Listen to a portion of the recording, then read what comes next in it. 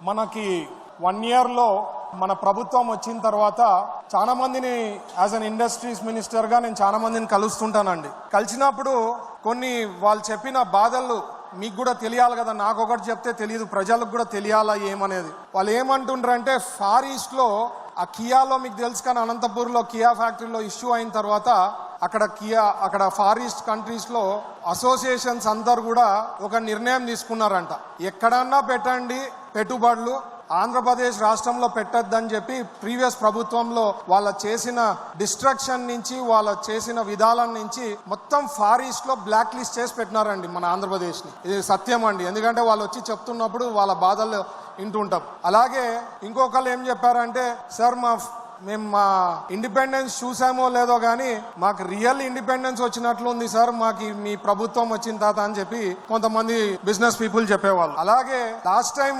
ప్రభుత్వంలో వాళ్ళు ముఖ్యమంత్రి గారు కానీ వాళ్ళ విధానం ఎట్లుండేదంటే, ఒకవేళ ఎవరి దగ్గర ఇండస్ట్రియలిస్టులు వస్తే మనము ప్రోటోకాల్ వదిలేసి ఎయిర్పోర్ట్ ఉంటే ఎయిర్పోర్ట్ దగ్గర పోవాలా, వాళ్ళు ల్యాండ్ అవుతున్నారంటే ఇంకెక్కడైనా ఉంటే పోయి వాళ్ళని వెల్కమ్ చెప్పమని చెప్పి మనము మన స్టైల్లో ఉంటుంది. ఆయన ఏమంటాడంటే, నేనేంది బొకేలు ఇచ్చేది, నేనేంది సన్మానం చేసేది, వాళ్ళకి ఇష్టం ఉంటే వాళ్ళు వచ్చి పెట్టుబడులు పెడతారు కానీ మేమేం చేసే పని లేదు వాళ్ళకి అని చెప్పి ఆ తీరు ఉండేదన్నమాట.